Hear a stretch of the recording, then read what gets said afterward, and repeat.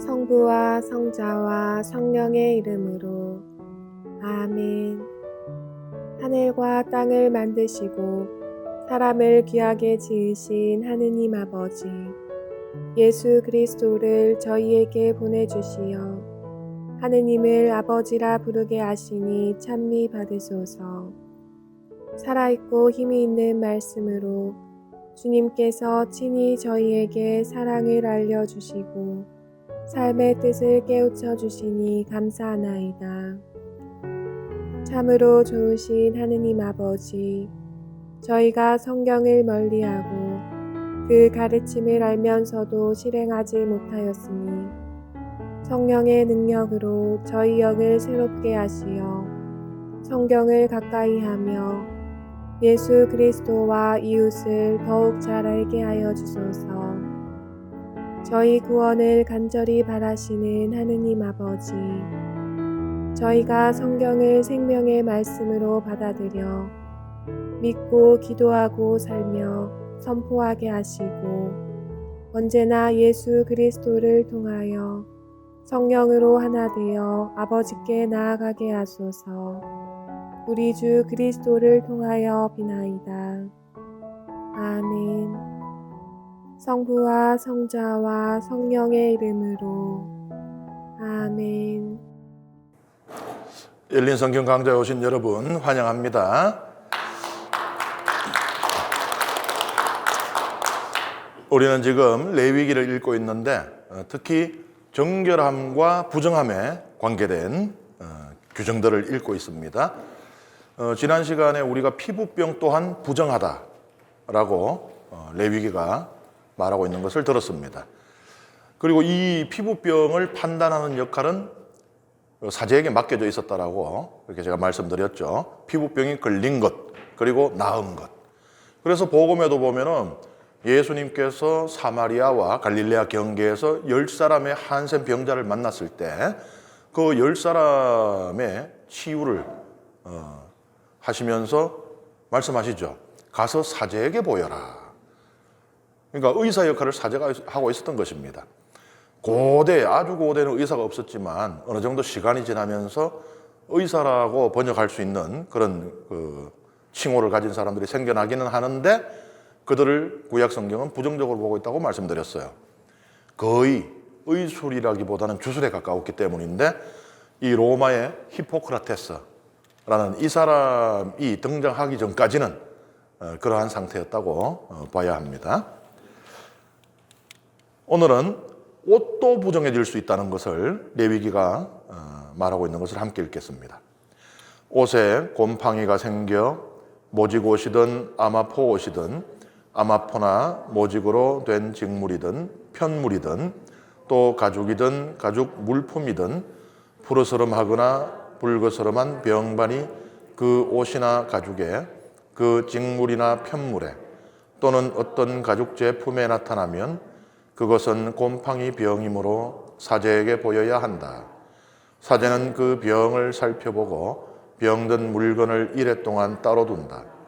이레째 되는 날에 병든 물건을 살펴보아 옷이나 직물에나 편물에 또는 어떤 용도로 쓰는 가죽 물품이든 그 가죽에 병이 번졌으면 해로운 곰팡이 병이므로 그 물건은 부정하다. 그래서 병든 것은 모직이나 아마포로 된 옷이든 직물이든 편물이든 또는 어떤 가죽 제품이든 불에 태워야 한다. 그것은 해로운 곰팡이이므로 불에 태워야 한다.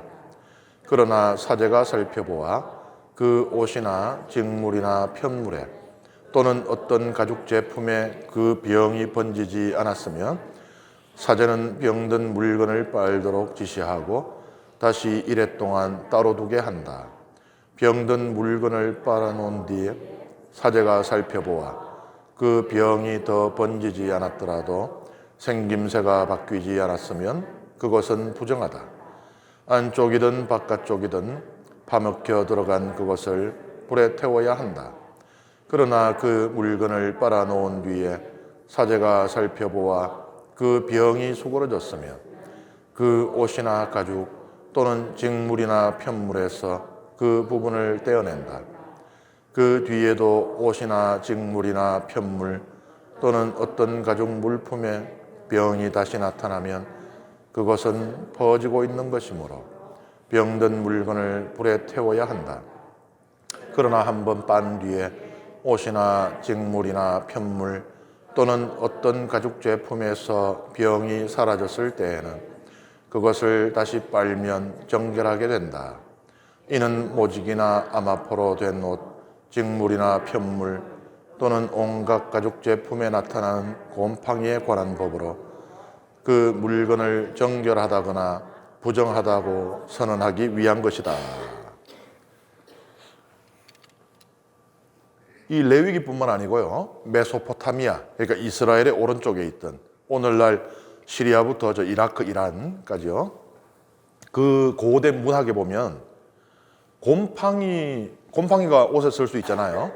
그것을 어떻게 표현을 하고 있는가 하면 악의 세력에 감염이 되었다라고 표현을 하고 있어요. 그런데 레위기는 어떻게 표현을 하고 있어요? 좀 재밌는 표현이에요. 어떻게 보면 좀 귀여워요. 옷이 병에 걸렸다. 아이들 표현 같아요. 아이들 보면은 뭐 의자 다리가 부러졌으면 다리가 아파요, 뭐 이런 식으로 이야기하잖아요. 옷이 병에 걸렸다라고 표현을 하고 있습니다. 사람이 이 피부병에 걸리면 부정해지듯이 이 물건도 이런 병에 걸리면 부정해진다라고 보고 있는 것입니다. 특히 이 곰팡이가 핀 옷을, 그러니까 이 병이 걸려서 부정해진 옷을 입고, 사람은 병에 안 걸렸는데, 그죠? 이건 곰팡이니까 피부병이 아니고. 그런데 그 옷을 입은 사제 혹은 뭐 그냥 이스라엘 백성이 이 성소에 드나들고 성막 안에 들어가거나 또 성소에 드나드는 것은 마치 자기 몸에 피부병이 걸린 상태에서 들어가는 것과 똑같이 보았어요. 이런 이제 생각은 뭔가 하면은 고대인들의 의복에 대한 생각에서 나온 것입니다. 우리는 그 옷이 뭔 상관이라고, 옷에 곰팡이 핀 게 뭐 내가 피부병 걸린 거 어떻게 갔냐라고 하겠지만은, 고대인들의 의복에 대한 생각은 옷은 그 사람의 인격과 권위의 연장으로 본 겁니다. 특히 옷단. 그래서 이스라엘 그 의복 규정에 보면 옷단에 술을 달고 뭐 주로 꾸미는 게, 지금도 가보면 이제 이 유다인들 그 이스라엘 가서 만나면은 이렇게 그 상의에 그 상의 밑에도 막 술을 달고 이렇게 다니거든요. 옷단이 중요하다고 본 것인데요. 고대 점토판을 보면요, 이 옷단이 그랬잖아요. 그 사람의 그 인격과 권위의 연장이라고 그랬잖아요. 그래서 이 옷단을 어떤 용도로까지 썼는가 하면은 이 수결을 해야 되잖아요. 그러니까 이 계약을 해요. 거래를 해. 그러면 이제 이쪽 사람도 사인을 하고 나도 사인도 해야 이게 유효한 문서가 될 거 아니에요? 그거를 할 때 이 옷단을 가지고, 점토판이니까 그 진흙이니까 아직 물렁물렁 하잖아요. 옷단을 이렇게 눌러가지고, 그러면 옷단에다 그 무슨 무늬가 새겨져 있는 거예요. 그래서 그리고 이제 내 옷의 단의 무늬하고 저 사람의 옷 단의 무늬는 다른 거예요. 그러면은 나는 이제 옷을 뭐 앞으로 이제 맞출 때마다 꼭 그것만 하겠죠.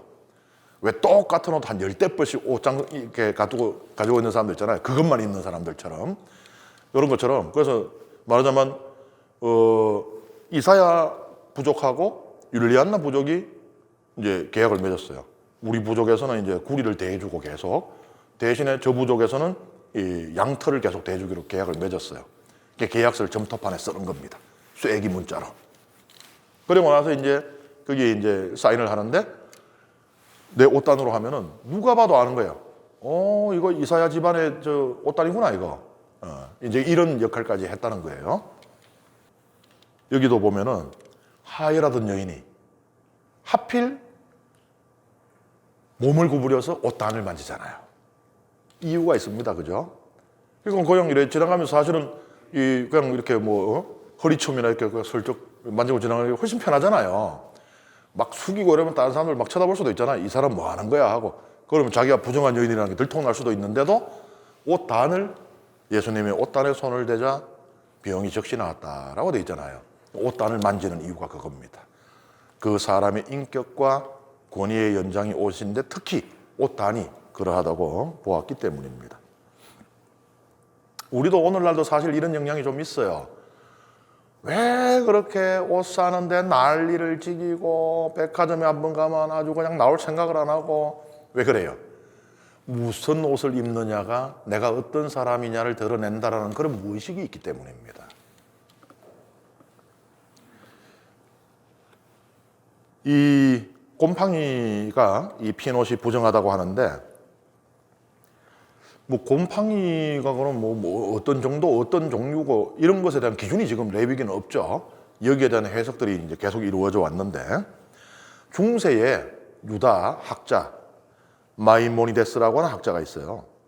이 학자가 어떤 말을 했는가 하면은 이게 의복이 부정하게 되려면 푸른 곰팡이가 펴야 되는데 요게 혹은 붉거나 푸른, 그러니까 붉은 곰팡이나 혹은 푸른 곰팡이가 펴야 되는데 요게 콩알 이상의 크기여야 된다. 그러니까 뭐 요만한 거 우리 가끔 그런 거 있어요. 보면은 왜 저 요즘은 잘 없지 싶은데 예전에 보면은 장마철 되고 이러면 옷장 열어보면 그래가지고 뭐 신문지로 싸놓기도 하고 또 나프탈린 막 넣어놓기도 하고 그랬잖아요.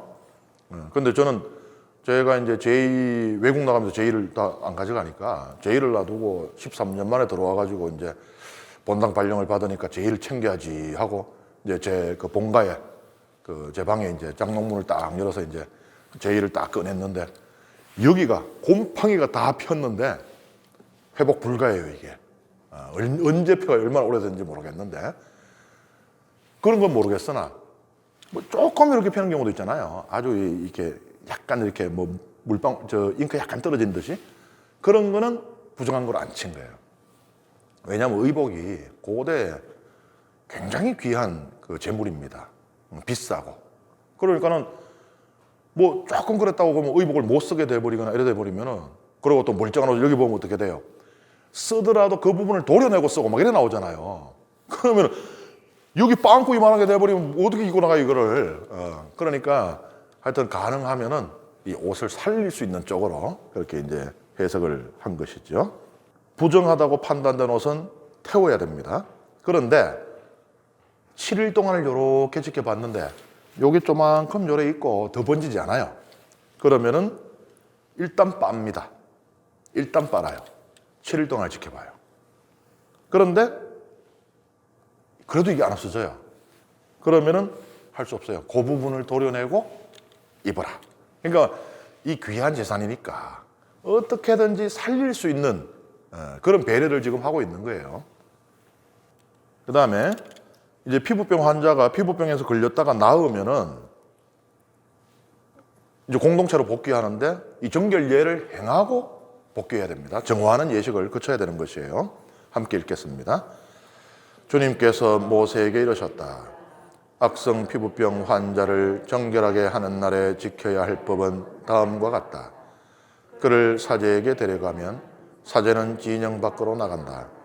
사제가 살펴보아 악성 피부병 환자가 그 병에서 나았으면 사제는 정결하게 되려는 그 사람을 위하여 살아있는 정결한 새 2마리와 향백나무와 다홍실과 우슬초를 가져오도록 지시한다. 사제는 또 옹기 그릇에 담긴 생수 위에서 새 1마리를 잡도록 지시한다. 그러고 나서 그는 살아있는 다른 새와 향백나무와 다홍실과 우슬초를 가져다가 이 물건들과 살아있는 새를 생수 위에서 잡은 새의 피에 찍어 악성 피부병에 걸렸다가 정결하게 되려는 이에게 7번 뿌린다. 그런 다음 그를 정결한 이로 선언하고 살아있는 새를 들로 날려보낸다. 정결하게 되려는 이는 자기 옷을 빨고 털을 모두 민 뒤에 물로 몸을 씻으면 정결하게 된다. 그리고 그는 진영으로 들어가 자기 천막 밖에서 이래 동안 머무른다. 이래째 되는 날에 그는 다시 털을 모두 민다. 머리털과 수염과 눈썹까지 털을 모두 민다. 옷을 빨고 물에 몸을 씻으면 그는 정결하게 된다.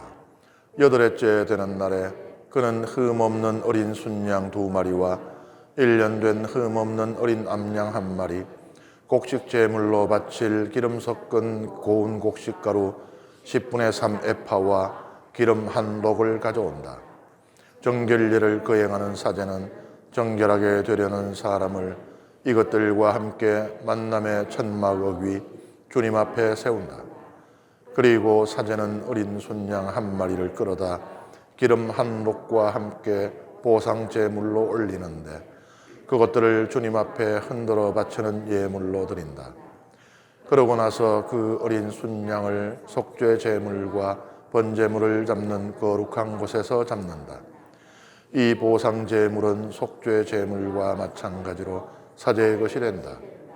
그것은 가장 거룩한 것이다. 사제는 보상 제물의 피를 얼마쯤 가져다가 정결하게 되려는 사람의 오른쪽 귓불과 오른손 엄지와 오른발 엄지에 바른다. 그런 다음 사제는 기름 한 록에서 얼마쯤 가져다 왼손바닥에 붓는다. 사제는 자기 왼손바닥에 있는 기름을 오른쪽 손가락으로 찍어 그 손가락에 묻은 기름을 주님 앞에 7번 뿌린다. 그러고는 손바닥에 남은 기름을 정결하게 되려는 이에 오른쪽 귓불과 오른손 엄지와 오른발 엄지 곧 보상 제물의 피를 바른 곳에 덧바른다. 또 사제는 자기 손바닥에 아직 남아있는 기름을 정결하게 되려는 사람의 머리에 바른다. 그런 다음 사제는 주님 앞에서 그를 위하여 속죄 예식을 거행한다. 곧 사제는 속죄 제물을 바쳐 부정한 상태에서 정결하게 되려는 이를 위하여 속죄 예식을 거행한다. 그러고 나서 번제물을 잡고 번제물과 곡식 제물을 제단 위에서 바친다. 이렇게 사제가 그를 위하여 속죄 예식을 거행하면 그는 정결하게 된다. 그러나 그가 가난하여 그것들을 다 마련할 힘이 없으면 그는 자신을 위한 속죄 예식을 거행하기 위하여 흔들어 바칠 속죄 제물로 어린 순양 한 마리, 곡식 제물로 바칠 기름 섞은 고운 곡식가루 10분의 1 에파, 그리고 기름 한 록을 가져온다. 힘이 닿는 대로 산비둘기 2마리나 집비둘기 2마리를 한 마리는 속죄 제물로 다른 한 마리는 번제물로 마련한다. 8일째 되는 날에 그는 정결 선언을 받기 위하여 이것들을 사제에게 곧 만남의 천막 위 주님 앞으로 가져온다. 그러면 사제는 보상 제물로 드릴 어린 순양과 기름 한 록을 가져다가 흔들어 바치는 예물로 그것들을 주님 앞에 올린다. 그러고 나서 보상 제물로 바칠 어린 순양을 잡는다. 사제는 그 보상 제물의 피를 얼마쯤 가져다가 정결하게 되려는 이의 오른쪽 깃불과 오른손 엄지와 오른발 엄지에 바른다. 그리고 사제는 자기 왼손 바닥에 기름을 얼마쯤 붓고 그 왼손 바닥에 있는 기름을 오른쪽 손가락으로 얼마쯤 찍어 주님 앞에 7번 뿌린다. 그러고는 손바닥에 있는 기름을 정결하게 되려는 이에 오른쪽 깃불과 오른손 엄지와 오른발 엄지 곧 보상 제물의 피를 바로 그 자리에 덧바른다. 또 사제는 주님 앞에서 그를 위한 속죄 예식을 거행하기 위하여 자기 손바닥에 아직 남아있는 기름을 정결하게 되려는 사람의 머리에 바른다. 그런 다음 정결하게 되려는 이가 힘이 닿는 대로 마련한 산비둘기나 집비둘기를 한 마리씩 바친다. 그의 힘이 닿는 대로 마련한 것들 가운데서 한 마리는 속죄 제물로 다른 한 마리는 번제물로 곡식 제물과 함께 바친다. 이렇게 사제는 정결하게 되려는 이를 위하여 주님 앞에서 속죄 예식을 거행한다. 이는 정결 선언을 받는데 필요한 것을 다 마련하지 못하는 악성 피부병 환자에 관한 법이다. 참 유다교 사제들은 참 힘들었을 거예요. 저도 이제 우리 전례 거행하다 보면 실수를 종종 할 때가 있어요. 특히 이제 드물게 하는 부활절 전례라든지 이런 거 1년에 한 번밖에 안 하는 거 이런 거는 하다 보면 왔다리 갔다리 하고, 그러면 이제 뭐 복사들이 눈치를 주면, 이게 아니고 일로 와야 되는구나, 뭐 이런데, 복사까지 같이 왔다리 갔다리 하면 이건 정말 대책 없어지고 이러거든요. 그런데 이 예식이 얼마나 복잡해요. 얼마나 많고. 참 유다교 사제들은 아주 고생들 많이 했는 것 같은데요. 피부병이 나오면은 정결례를 이제 행하는 겁니다.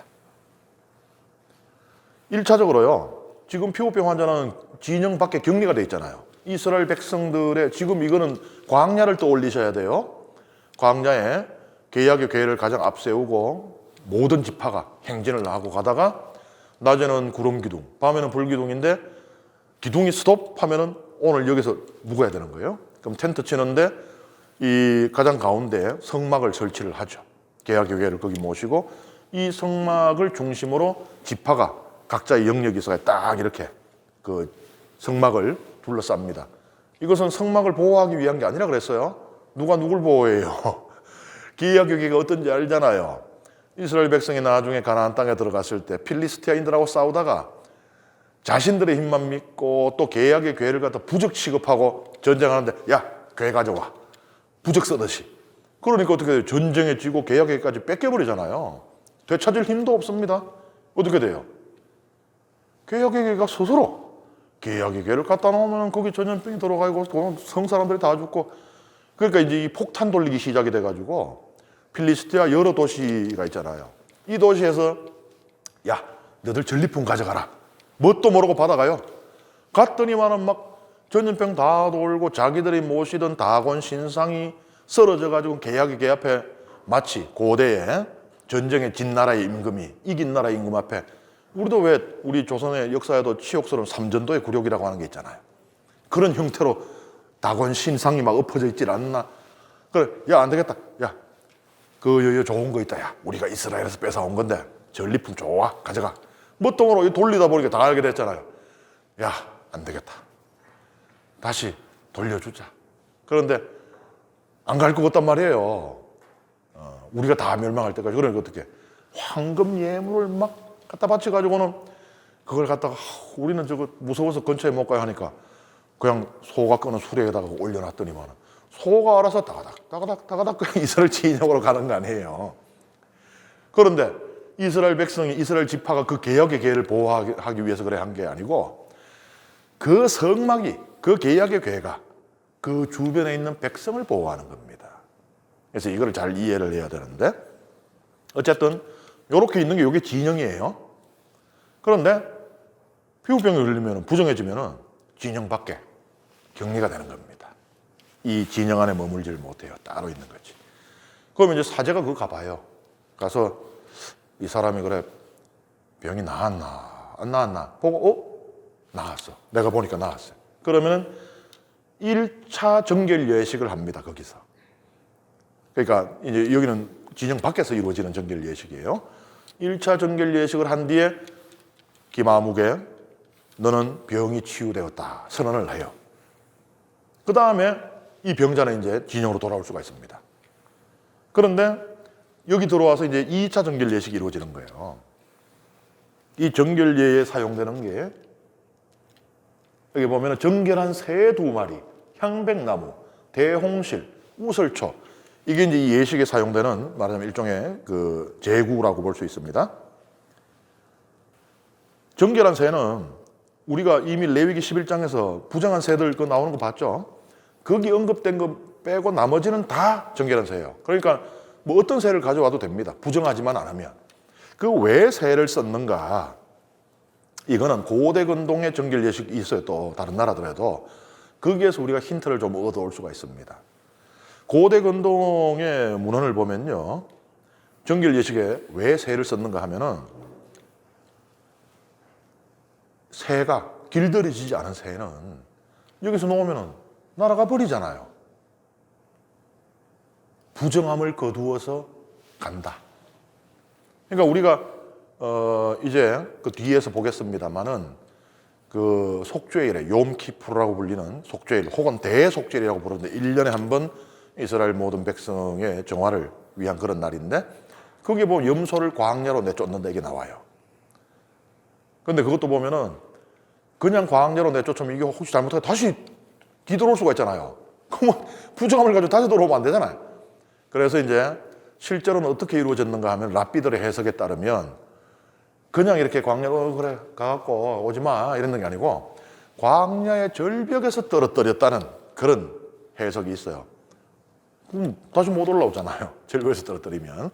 그런 게 이제 부정함을 거두어서 가버려라는 의미. 그래서 여기에는 집비둘기는 못 쓰는 겁니다. 집비둘기는 날리면 돌아오고 이런 거 아니에요. 그럼 부정함을 계속 가지고 오잖아요. 그래서 집비둘기는 사용하지 못했다라고 합니다. 향백나무를 쓴 것은 향백나무에 감도는 빛이 붉은 빛이거든요. 피의 색. 피는 생명의 원천이라고 했잖아요. 그러니까 이 붉은 빛이 생명을 상징합니다. 그리고 보면 실도 다홍실이잖아요. 붉은색이잖아요. 활기찬 생명을 상징합니다. 그러니까 이제 이것을 씀으로써 지난 시간에 피부병에 걸린 것은 죽은 상태와 유사하게 여겨졌다고 말씀드렸어요. 왜냐하면 그 사자의 피부처럼 이 변하기 때문에. 그럼 이건 뭐예요? 죽음에서 생명으로 돌아왔음을 보여주는 겁니다. 이 생명의 색깔, 피의 색깔을 쓰고 있는 것은. 그 다음에 우슬초를 가지고 이 새의 피를 이제 물에다 이렇게 섞습니다. 새의 피를 받아서 그 피가 섞인 그 물을 우슬초로 찍어서 이 병이 나은 사람에게 이 뿌립니다. 우슬초는 이 박하초 식물이거든요. 냄새가 좋아요. 그러니까 이 피부병 특징 중에 하나가 이런 이 보기에 혐오스러울 수 있는 그런 그 외형과 함께 악취라 그랬잖아요. 피부가 썩을 때 나는 그런 악취들. 그러니까 이제 그 악취에서도 벗어났다. 마치 시신이 뿜는 것과 같은 그런 악취. 그러니까 이것 또한 죽음에서 돌아왔다라고 표현을 한 것입니다. 7번 뿌리는 것은 완전한 정화. 그러니까 이제 이 예식을 통해서 죽음의 영역에 한 발을 걸쳤던 이 사람이 다시 생명으로 돌아왔소라고 그것을 지켜보는 모든 백성 앞에서 선언을 하는 것이에요. 그 다음에 여기 보면은 이건 이미 말씀드렸어요. 살아있는 새를 날려보내는 것은 부정함을 거두어 간다. 털을 모두 민 뒤에. 이건 왜 밀겠어요? 간단합니다. 나 병 없어. 온몸에 털을 다 밀고 보여주는 거예요. 야, 와서 봐. 나 깨끗해졌잖아. 왜냐하면 사람들은 참 묘하잖아요. 믿어야 할 것은 믿기 어려워하고, 당신 못자국을 보고 손가락을 넣어봐야 믿겠습니다 하고, 믿지 말아야 될 거는 철석같이 믿고는 신천지에 쫓아가고, 참 묘해요. 그래서 사람은 잘 믿는다라고 말하기도 그렇고, 잘 안 믿는 그 존재라고 말하기도 그렇고, 하여튼 묘해요. 사람들이, 나도 그렇잖아요. 예를 들어서 우리가 초창기에 이 코로나 걸리고 했을 때 그때는 모든 사람들이 인류가 처음 겪어보는 그런 병에 대한 두려움이 대단히 컸습니다. 그러니까 코로나 걸린 사람하고는 전화 통화하다가도 깜짝 놀라서 끊을 정도였으니까 무슨 전파 타고 균이 오는 것처럼. 근데 그 오랜 고생을 하고 다시 그 삶으로 돌아온 그 사람, 그러니까 의학적으로는 완치를 선언했잖아요. 그런 뒤에도 섣불리 그 사람을 접촉하거나 만나는 것을 많은 사람들이 꺼려했습니다. 아직 있을지도 몰라. 말하자면 이 과학이 더 이상 균이 없다라고 선언을 했음에도 사람들 마음은 그런 거예요. 그러니까 우리는 지금 레위기를 너무나 잘 이해할 수 있는 환경에 있습니다. 피부병이 나왔다고 해도 혹시 아직 있을지 몰라. 그러니 온몸에 털을 다 밀고, 자, 보시오. 나는 나았소. 라고 보여주는 것입니다. 1차 정결 예식이 끝나고 2차 정결 예식은 8일째, 그러니까 7일이 지난 뒤, 항상 여기 보면 지켜보는 시간이 7일이에요. 부정 여인이 하혈을 냈을 때도 7일 동안 지켜보는 거죠. 부정한 기간. 7일 뒤에, 7일이라는 건 충만한 시간이거든요. 그래서 뭐가 이루어지면은 그 기간 내에 이루어진다. 그러니까 예를 들어 재발을 하더라도 그때 이루어지고, 그 다음에 이제 완전한 치유도 그 기간이 차면은 이루어지는 것으로 보는 것입니다. 그리고 이제 두 번째 정길 예식은 제사로 구성이 됩니다. 그러니까 이게 끝나야, 그러니까 진영에 돌아왔어도 자기 집에 못 들어가는 거예요. 가족에게 못 돌아가요. 요 제사 바치는 예식까지 다 끝나야 이제 그리운 가족의 품으로 다시 돌아갈 수가 있게 되는 것입니다. 이 정도로 피부병의 치유에 대한 그 판단은 아주 신중하게 이루어졌던 것이에요.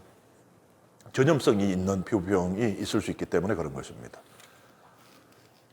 여기 보면 이제 이 제사에 사용하는데 기름이 사용되는데 한 록이라는 게 나와요. 여기 앞에 에파가 있지만 에파는 이미 뭐 탈출기부터 계속 말씀을 드렸어요. 그래서 이 록을 이제 말씀을 드리는데, 록은 고대의 단위들을 우리가 지금 정확하게 단언하기는 좀 어려워요, 사실은. 근데 이제 학자들이 추정하기로 약 0.3리터 정도였을 것이라고 봐요. 한 록은 0.3리터라고 봅니다. 그러나 저기 보면 이제 보상제물을 바치게 돼 있잖아요. 저는 이제 우리 성경에는 보상제물이라고 나오지만은 그 뜻을 생각해 보면 배상이 맞다라고 말씀을 드렸어요. 지난 강의에서 국어 사전적인 의미를 따라간다면 배상제물을 왜 바치느냐? 뭘 손해를 줬길래? 격리된 동안에 제물을 바치지 못했잖아요. 그것을 보충하는 의미로 이해할 수 있습니다. 그런데 좀 더 엄격하게 해석하는 분들도 있어요. 이 피부병을 신성 모독죄에 대한 벌로 보는 겁니다. 하나님을 모독했기 때문에 피부병에 걸렸다. 아니, 온 식구가 있는데 왜 다른 사람들은 멀쩡한데 너만 걸렸어? 네가 하나님을 모독하는 죄를 지었기 때문이다 라고 그렇게 해석을 합니다. 그러니 하느님의 거룩함을 훼손했으니까 배상해라, 이렇게 해석을 하게 돼요. 또 어떤 사람들은 격리되기 전에 이미 전염시켰을 수가 있잖아요. 그래가지고는 막 한 30년 같이 격리됐을 수도 있는 거예요. 모르고, 자기는 모르는 상태에서 돌아다니고 사람들 만나고 하는 바람에 그것을 통해서 공동체에 해를 끼쳤잖아요. 그러니 공동체에 끼친 해를 배상해라, 이렇게 해석을 하기도 해요. 뭐 여러 가지로 해석이 가능합니다. 근데 좀 당사자 입장에서는 되게 억울했을 것 같아요. 자기는 그냥 어떻게 보면 재수없게 그냥 걸렸는데, 아니 그것 때문에 격리되고 고생하고 돌아왔더니 배상까지 해야 되니까 되게 억울했을 수도 있겠어요. 그런 생각도 듭니다. 요즘 코로나를 보게 되면서. 그리고 나서 이제 사제는 이 사람에게 이런 특이한 행동을 해요. 근데 이걸 보면은 이 사람이 손해만 본 게 아니구나 싶어요. 그 고생을 하고 격리돼가지고 뭐 먹을 거나 되게 잘 먹었겠어요. 또 따뜻한 집 놔두고 그 집 나가면 고생이라 그러는데, 그러고 들어왔는데 배상까지 하는데 되게 억울한데, 요거 보면은 또 그래도 좀 괜찮네 싶은 게, 이게 지금 우리가 어디서 봤어요. 이거 피를 오른쪽 귓불과 오른쪽 엄지와 오른발 엄지 바르는 거 어디서 했는 거 우리 기억 안 납니까? 사제 임직식 할 때 그래요. 사제 서품 하듯이 하고 있습니다 지금. 그러니까 어떻게 보면 이거 참 영광일 수 있는 거예요. 사제가 사제 서품을 받을 때 하는 예식을 지금 자기는 받고 있는 겁니다. 그러니까 이제는 제2에 참여할 수 있는 자격을 확실히 가졌다는 것을 이렇게 두드러지게 보여주는 거예요. 그리고 기름에, 이제 고대 근동에서는 기름의 보호에 능력이 있는 것으로 생각했어요. 그래서 우리도 왜 고약들 다 기름이잖아요, 고약. 그러니까 이제 외부로부터 어떤 감염이나 뭐 이런 것들을 막아주려고 이제 이거 바르잖아요. 상처 나면 후시딘 바르잖아요. 그 기름이잖아요. 똑같은 거예요. 그러니까 고대인들이 이걸 정확하게 알았던 거예요. 기름은 보호하는 능력이 있다. 그것을 이제 이 온몸에 바르잖아요. 그러니까 이제는 다시는 그런 몹쓸 것에 공격당해서 병에 걸리지 말거라 라는 것입니다. 그리고 여기 보면은 속죄제물이라고 하지만 이것도 무슨 죄를 지어서 그런 것으로 이해하면 곤란합니다. 정화로 이해를 해야 돼요, 이 속죄도. 그래서 정화는 제물입니다. 그리고 이제 번제물과 곡식 제물을 바친다라고 돼 있어요. 하느님 앞에 이제 감사와 헌신의 의미로 바친 제물입니다. 피부병에 대한 치료법이 고대에 없었어요. 그냥 격리할 뿐입니다.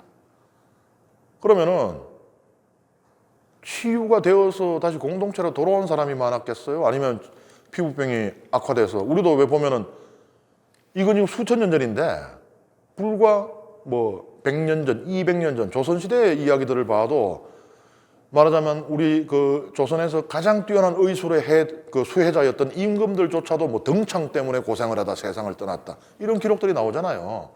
수천 년 전에 치료법이 있었겠습니까? 없죠. 하다못해 욕창도 계속 놔두면 그것 때문에 사람이 죽을 수 있는 건데 치료법이 없다는 거예요. 그러니 사실은 격리되었던 사람들 중에 돌아온 사람보다는 못 돌아온 사람들이 훨씬 많았을 겁니다. 그런데 어떻게 기적적으로 자연치유가 된 거죠, 이게. 돌아왔어요. 그러면은 무슨 생각을 하겠습니까? 옆에서 막 죽어가는 사람들 봤는데 하느님께서 나를 살려주셨구나. 감사합니다. 그게 제물을 바치는 거예요. 그러니까 성경은 우리가 그 시대적인 배경과 또 우리의 문화와 역사를 같이 이렇게 통찰해 보면은 공감할 수 있고 이해될 수 있는 부분이 너무나 많은 겁니다. 이 정결 예식이 성경 전체에서 가장 복잡하게 구성된 것 중에 하나입니다. 되게 복잡하죠. 읽으면서도 이게 뭐야, 지금 우리 어디 읽고 있는 거야 헷갈릴 정도로. 그리고 또 한 가지 특징, 가장 값비싼 비용으로 드리는 제사예요. 여기 보면 제물이 오만 거 다 들어가요. 막 곡식에다가 뭐 기름. 그것이 피부병을 얼마나 심각한 문제로 여겼으며 피부병의 치유를 얼마나 기적적으로 여겼는지를 보여줍니다. 그러니까 그냥 생목숨 하나 그저 더 얻은 거예요, 이게. 그러니 막 있는 거 없는 거 내서 이제 바치는 것이죠. 그 다음에 옷에만 곰팡이가 핍니까? 집에도 곰팡이가 펴요. 함께 읽겠습니다. 주님께서 모세와 아론에게 이르셨다. 내가 너희에게 소유로 주는 가나안 땅으로 너희가 들어갔을 때 너희 소유가 된 그 땅의 어떤 집에 내가 곰팡이병을 생기게 하면 그 집 임자는 사제에게 와서 저희 집에 어떤 병 같은 것이 보입니다 하고 알려야 한다. 사제는 자기가 그 병을 살펴보러 가기 전에 집을 비우도록 지시한다. 비우지 않으면 그 집안에 있는 모든 것이 모두 부정하게 된다. 그렇게 한 다음에 사제는 그 집을 살펴보러 간다. 병든 곳을 살펴보아 집 벽에 생긴 그 병이 푸르스름하거나 붉으스름한 점으로 되어 있고 다른 벽면보다 깊이 들어가 보이면 사제는 그 집 문 밖으로 나와 이래 동안 그 집을 잠가둔다. 이래째 되는 날에 사제가 다시 가서 살펴보아 병이 그 집 벽에 번졌으면 사제는 병든 돌들을 빼내어 성읍 밖 부정한 곳에 버리도록 지시한다. 또 그 집 안벽을 돌아가며 긁어낸 흙도 성읍 밖 부정한 곳에 쏟아버리게 한다.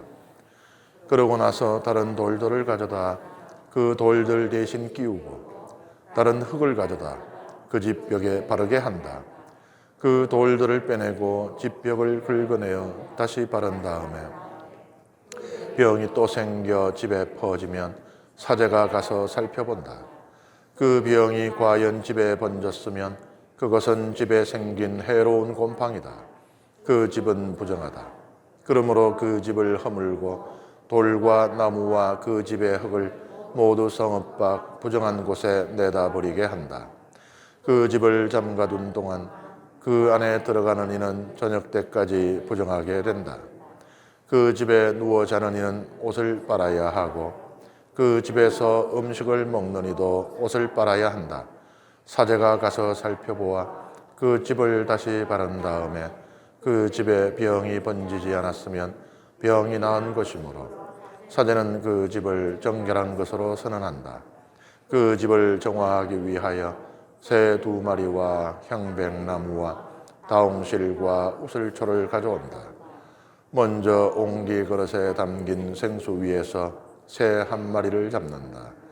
그런 다음에 향백나무와 우슬초와 다홍실 그리고 살아있는 새를 가져다가 잡은 새의 피와 생수에 찍어 그 집에 7번 뿌린다. 이렇게 새의 피와 생수 그리고 살아있는 새와 향백나무와 우슬초와 다홍실로 그 집을 정화한다. 살아있는 새는 성읍 밖들로 날려보낸다. 이렇게 그 집에 대한 속죄의 예식을 거행하면 그 집은 정결하게 된다.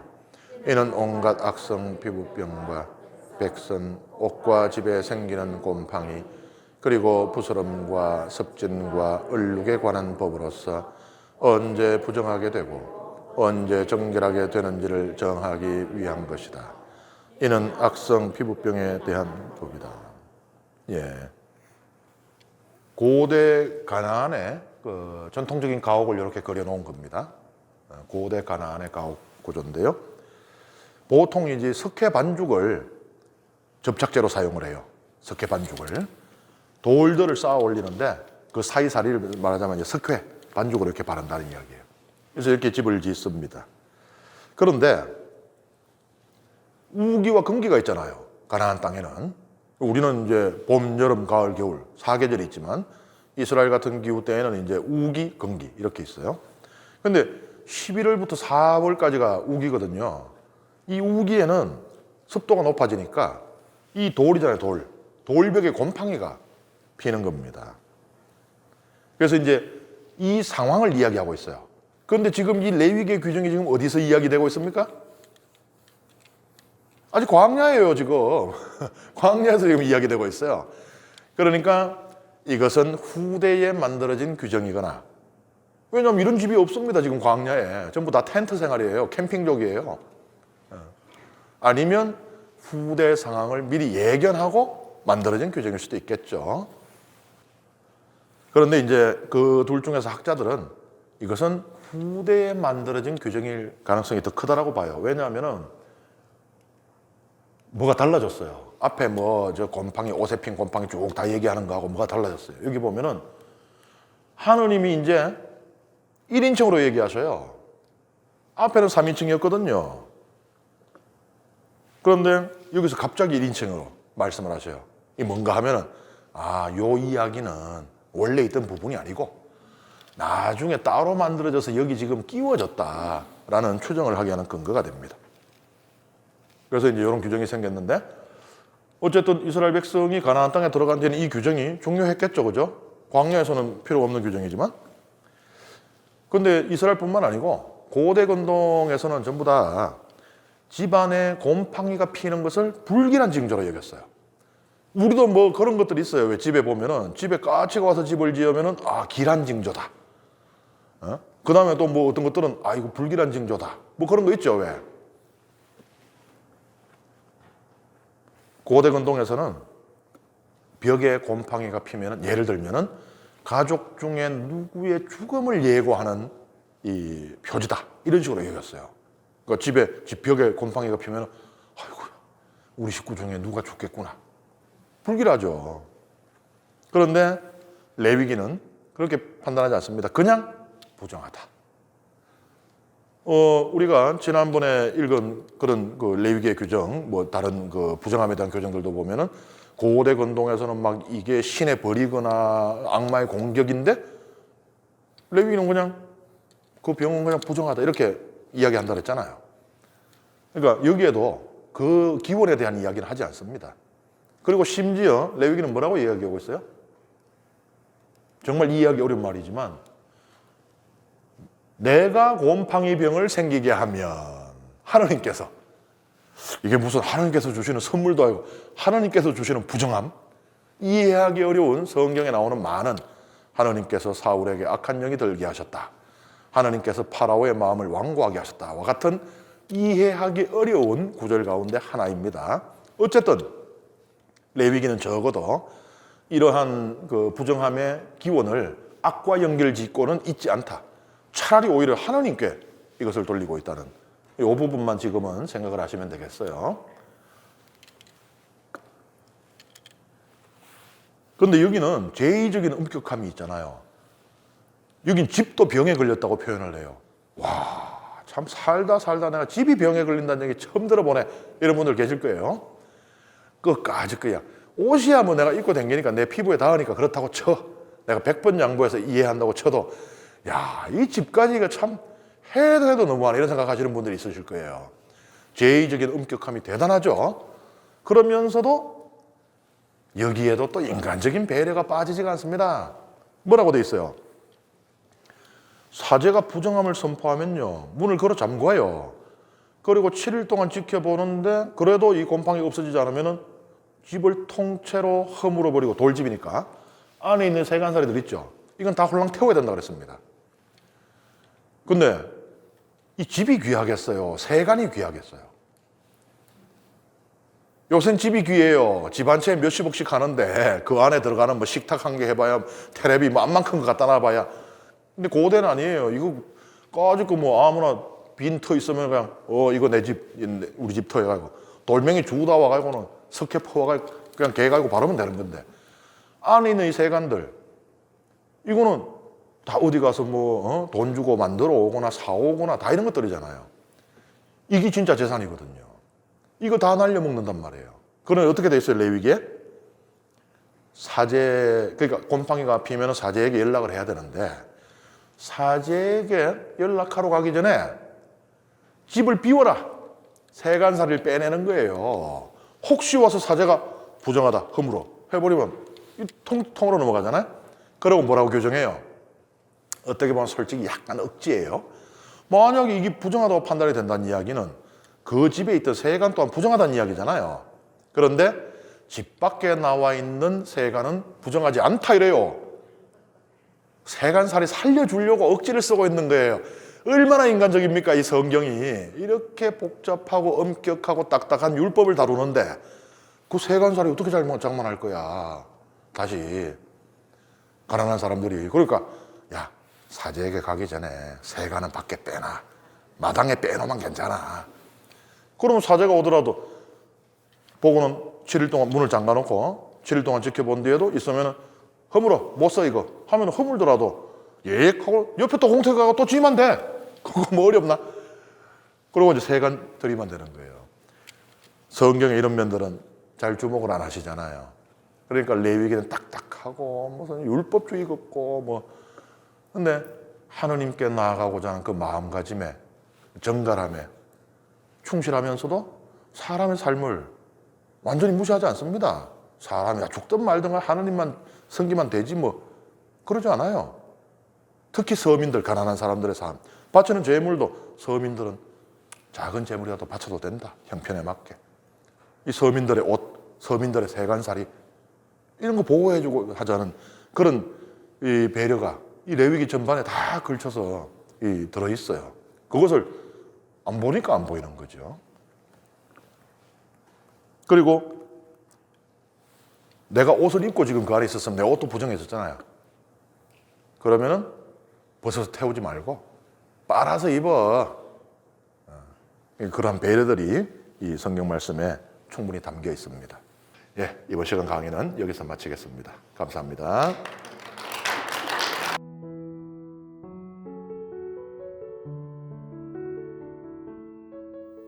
성부와 성자와 성령의 이름으로 아멘. 영광이 성부와 성자와 성령께 처음과 같이 이제와 항상 영원히 아멘. 성부와 성자와 성령의 이름으로 아멘.